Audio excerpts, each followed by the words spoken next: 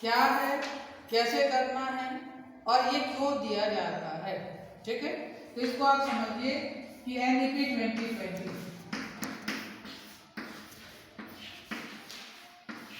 नई शिक्षा नीति के अंतर्गत बीए फर्स्ट ईयर से लेके मतलब यूजी और पीजी दोनों कक्षाओं में ये आपको प्रोजेक्ट वर्क करना है। अपने कॉलेज यूजी कॉलेज है सिर्फ बीए तक का है और फिर बीए फोर्थ भी है इसमें। ठीक है, तो इसमें अपन को ये देखना है कि परियोजना कार्य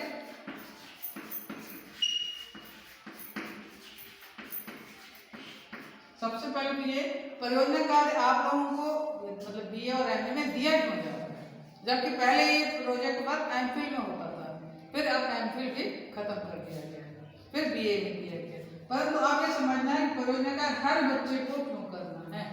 तो क्यों करना है का ये है आंसर कि परियोजना कार्य भी शिक्षण की एक ऐसी विधि है, टीचिंग मेथड कई तरीके के हैं, शिक्षण की एक ऐसी विधि है कि इसमें शिक्षक की पूरी भूमिका है। ठीक है, शिक्षक प्लस छात्र को भी उसमें शामिल किया गया है और इसमें विद्यार्थी को सीखने का मौका मिल रहा है। आप सबसे पहले जो भी विषय मेजर है, सुविधा शासन की नीतियों को सुविधा की दृष्टि से ये बांटा गया है कि जो मेजर का विद्यार्थी है, मेजर का विद्यार्थी परियोजना कार्य करेगा और उसको जो शीर्षक का चयन होगा, जो उसको शीर्षक दिया जाएगा, कोशिश की जाती है कि विद्यार्थी को उसकी रुचि के अनुसार दिया जाए। जैसे मैंने आप लोगों को एक तो मैं देखा जाए तो दिसंबर से मैं अभी तक आके आया हूँ, तो पहले तो अपन कोशिश करें कि सिलेबस खत्म करें और अब अपन जब प्रोजेक्ट कर रहे हैं तो मेरी पूरी कोशिश है कि मैं विद्यार्थियों को उनकी रुचि के हिसाब से दूं। और सबसे पहले अपन ने जो शीर्षक चयन किया पाठ्यक्रम का बेस्ड है।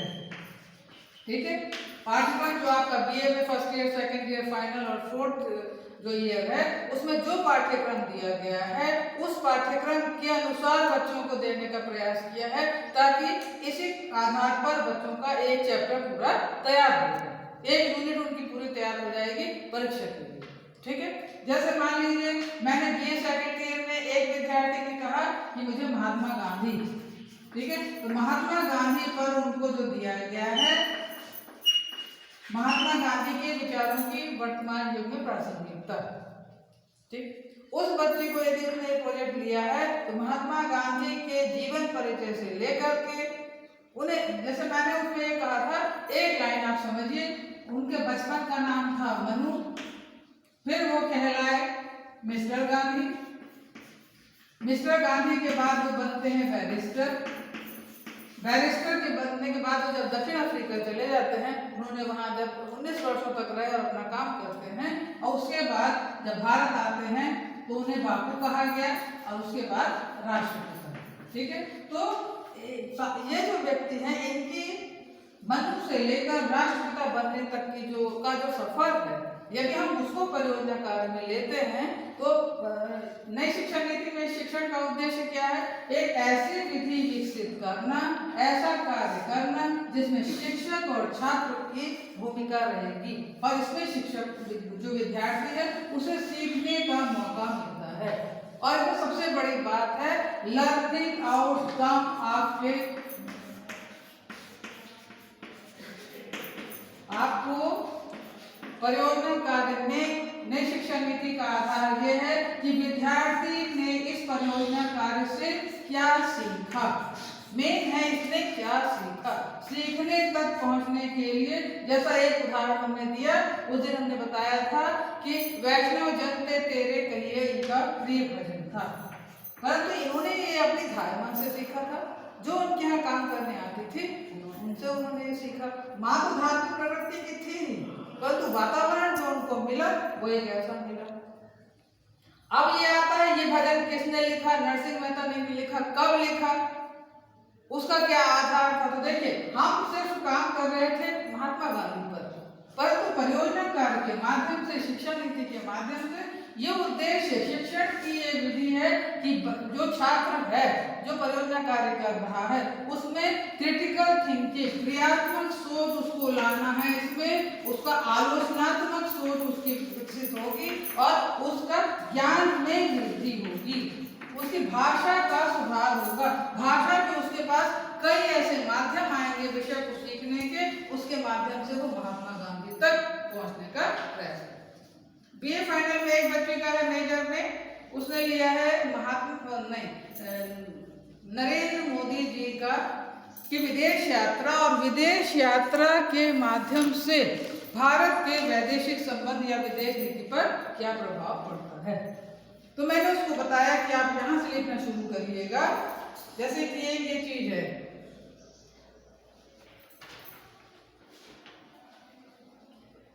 महात्मा इनका नरेंद्र मोदी का है सबका साथ, सबका विकास, सबका विश्वास और फिर विजयी भारत। आप यदि यहां से सबका साथ, सबका विकास, सबका विश्वास, विजयी भारत, तो यदि आप विजयी भारत लिख रहे हैं और हमारा उद्देश्य क्या है, वैदेश उनकी विदेश यात्रा। जिस दिन मैंने उससे बात की थी तो मैंने उससे कहा था बेटा 56 देशों की उन्होंने यात्रा करी, उन देशों की यात्रा से भारत के वैदेशिक संबंधों में क्या प्रभाव पड़ा, उन्हीं के दौरान अपन को ये पढ़ने को मिला। मेरा एक आलेख है, उसमें भी मैंने ये लिखा कि जहां एक प्रधानमंत्री वैदेशिक यात्रा इतनी ज्यादा कर रहा, वहीं चौधरी चरण सिंह ऐसे प्रधानमंत्री जो एक भी विदेश यात्रा उन्होंने अपने प्रधानमंत्रित्व काल में की नहीं। ठीक, तो देखिए ये अपन को कैसे समझ में आया, जब अपन एक प्रधानमंत्री की विदेश यात्रा या अपन जो एक प्रोजेक्ट कार्य कर रहे हैं, अब उस प्रोजेक्ट कार्य करने से क्या क्या सीख अपन को मिली, उसको हमारा उसी विषय पर ज्ञान का विस्तार होने लगा। वो विद्यार्थी या एक शिक्षक और विद्यार्थी उसी विषय पर सोच करके काम कर रहे थे, तो एक नई चीज सीखने को मिली कि चौधरी चरण सिंह ने तो विदेश यात्रा की ही नहीं थी।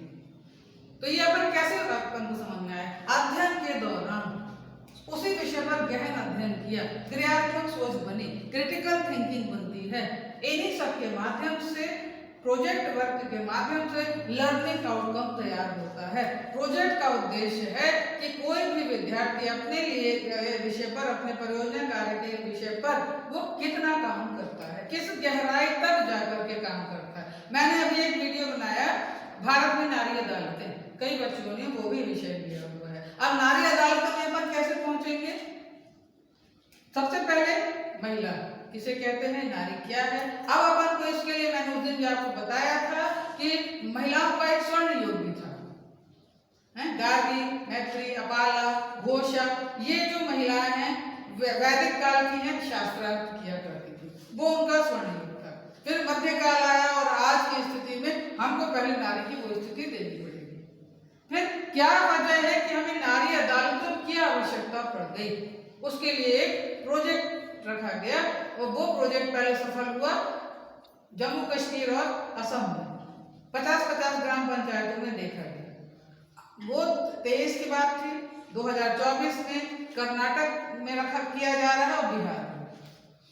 महिला बाल विकास मंत्रालय द्वारा पूरे भारत के राज्यों और केंद्र शासित प्रदेशों से प्रस्ताव मांगा जा रहा है। आपको प्रस्ताव देना ही होगा और हर राज्य और केंद्र शासित प्रदेश में 10-10 ग्राम पंचायतों में नारी अदालतें होंगी ही। तो आखिर देखिए, अपन यदि नारी अदालत पढ़ रहे हैं या प्रोजेक्ट कर रहे हैं तो अब उसकी गहराई में जाने के लिए अपन को कहां तक जाना पड़ा, इतना समझ में आया। और उसके बाद उस गहराई तक समझते पहुंचते हुए हम अध्ययन की हमारी उपयोगिता क्या है। अब जैसे गांधी जी का, उसमें ये गांधी जी के विचारों की प्रासंगिकता क्या है, तो हम निष्कर्ष में कुछ तो पहुंचेंगे कि गांधी जी के विचार आज भी प्रासंगिक हैं। उनके अपने जीवन में किए गए अनुभव के आधार पर, उनके द्वारा किए गए सविनय अवज्ञा आंदोलन, उनके अन्य जो विचार हैं, उस आधार पर हम निष्कर्ष में लिखेंगे। ठीक है, तो निष्कर्ष, अब वो निष्कर्ष हमारे तक ही नहीं रहे, उस निष्कर्षों को समाज तक पहुंचाना, ये हमारे शोध कार्य का उद्देश्य, ये हमारी परियोजना का उद्देश्य है। तो परियोजना कार्य जो दिया गया है, छात्रों में क्रिटिकल जो उनकी थिंकिंग है वो वो अच्छा काम कर सके, अपने उस विषय की गहराई तक पहुंच सके, भाषा में उनकी पकड़ रहे, लेखन क्षमता में उनमें वृद्धि हो। और आपको ये 5000 शब्दों में लिखना है, लगभग आप 20-30 पेज ये शब्द आ सकते हैं। अब उसमें क्या है, अध्ययन की उपयोगिता क्या है, विषय का चयन क्यों किया गया, विषय के चयन में आपको लिखना है हमें ये विषय पसंद आया, तो क्यों पसंद आया। आप किस वक्त, जैसे अभी कल मैंने जो पढ़ाया राजनीतिक दल और दबाव समूह, इसे भी कोई ले सकता है। दबाव समूह कैसे दबाव डाल करके अपनी नीतियां, अपने हित में नीतियां मनवा लेते हैं। राजनीतिक दल क्या कार्य करते हैं, है ना। तो ये सब कुछ आप इस तरह के टॉपिक भी ले सकते हैं और अपना परियोजना कार्य कर सकते हैं। तो परियोजना कार्य का मतलब है उस विषय को गहराई से समझना, ठीक है। तो ये जो है परियोजना कार्य 100 नंबर का है। 50 नंबर आप शिक्षक की मदद से लिखेंगे, ये मैंने आपको बताया बार बार, अकेले परेशान होने की जरूरत नहीं है। आपको मैंने जितने भी रीडिंग मटेरियल है मैंने आपको व्हाट्सएप किया है, आपको मैंने प्रिंट आउट दिए हैं कि आप लिखिए। जितना अच्छा आप काम करेंगे उतना अच्छा आपको आत्मविश्वास रहेगा। 50 नंबर तो आपके जहाँ है, 50 नंबर आपके जब वाइवा लेने आएंगे आपके सर या मैडम, वो 50 नंबर आपको वो देंगे, ठीक है। क्योंकि आपने काम खुद किया हुआ है, वो आत्मविश्वास आपके साथ है और आप 1 नहीं 2 नहीं 3 बार लिख के दिखा रहे हैं। अंकित जो भी फाइनल में है इतना अच्छा लिख रहा, आपने आप समझ रहा था मैडम फुट नोट किसे कहते हैं। अब फुट नोट लिखते समय बताया जा रहा है, फुट जैसा कि इसका मतलब है फुट नोट नीचे दिया जा रहा है। यदि हमने महात्मा गांधी के बारे में कोई किताब से लिखा है तो उस किताब का नाम, कब प्रकाशित हुई, उस लेखक का नाम, पृष्ठ क्रमांक, ये सब फुटनोट में नीचे आता है। मुझे बड़ी खुशी हुई जब मुझे वो फुटनोट बोलने लगा मैडम अब मुझे समझ में आ गया। तो ये एक विद्यार्थी का लर्निंग आउटकम है कि उसने उस विषय की गहराई तक वो कैसे पहुंचा। जैसे गौरी शुक्ला को भी पता है कि गौरी का कहना है हाँ मैं समझ गई कि वो जितनी अधिक देशों की विदेश यात्रा उन्होंने करी है, नरेंद्र मोदी जी ने जिन देशों में विदेश यात्रा करी है उन देशों के वैदेशिक संबंध भारत से कैसे हैं। ताकि जब बच्चों को उस विषय में समझ में आए तब क्यों, क्योंकि वो गहराई से गया है। और ये शिक्षण विधि किसके किसके बीच है, शिक्षक और छात्र के बीच है।